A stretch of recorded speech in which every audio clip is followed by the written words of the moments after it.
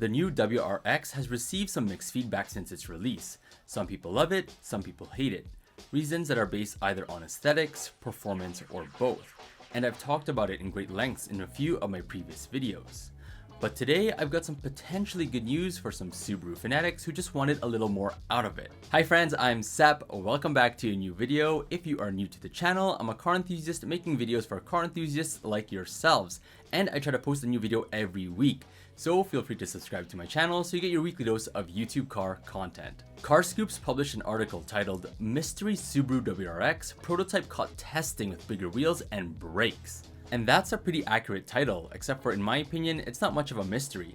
It's just an upcoming refreshed version of the VB-WRX with bigger brakes and wheels. Also to me, a prototype is an original version of something novel. This looks more like a test mule to check the car's compatibility with these upgrades.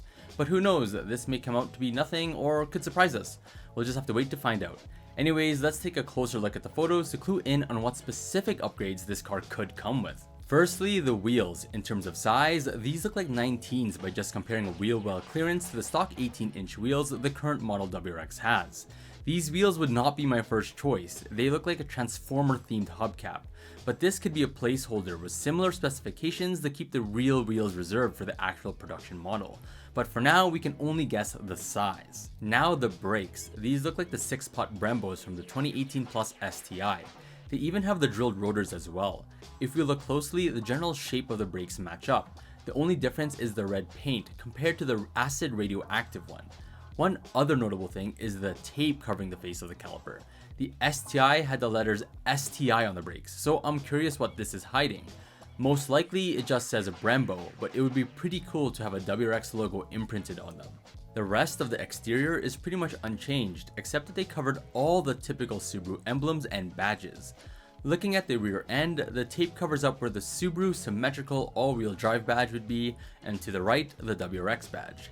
It doesn't seem like they're gonna slap on the STI badge like on the Japanese exclusive S4 WRX. Watch my previous video to learn more about it. Moving on to the interior, the only thing we can really see is the small Recaro logo, which appears to be on the same seat offered in the GT trim model. This car was spied in the US with US plates, so it could be a modified GT. One other reason I have a feeling this could be a GT trim is the cutouts for the eyesight cameras at the top of the windshield. There are 2 notches which match the GTs, whereas the lower trim levels don't have it. But one sad thing because of that is that this test mule is most likely an automatic. It's just a test mule, so no need to jump to conclusions just yet. If I had to guess, this is going to be the performance trim level of the WRX, which will be priced similarly to the GT at around $45,000 US, with Brembo brakes, 19-inch STI inspired wheels, Recaro seats, and could either be offered in a manual or automatic CVT or both. And power will remain the same at 271 horsepower and 258 foot-pounds of torque. This is actually not too surprising because the VA WRX came out with a premium trim in 2020 with the exact upgrades we see, red Brembo brakes and Recaro seats. Since the STI isn't around anymore, I personally welcome this upgraded version of the WRX with open arms. The stock brakes on the VB are perfectly fine for the average enthusiast putting around the city. But for those who intend to take out the WRX to track days or autocross events, this one is for them.